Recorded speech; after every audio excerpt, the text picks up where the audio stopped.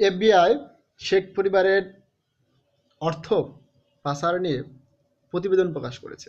তারা দেশ থেকে লক্ষ লক্ষ কোটি টাকা পাচার করেছে বিভিন্ন উপায়। তারা দেশ থেকে টাকা বিভিন্ন দেশে পাচার করেছে, এদেশকে তারা ধ্বংস করেছে।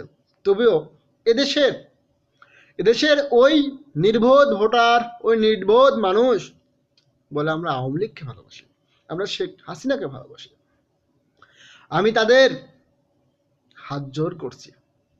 আপনি বলতে পারেন যে তাহলে বিএনপি কি? Yes, BNP is not right. এখন আপনি দেখেন যে বিএনপির যে নেতা তারেক রহমান, সেও কিন্তু টাকা পাচার করেছে এবং প্রমাণিত, কিন্তু এ বিষয়ে আদালত তার সাজা স্থগিত করেছে। আমরা এই সাজা স্থগিত চাই না, তার কি সাজা চাই এবং সে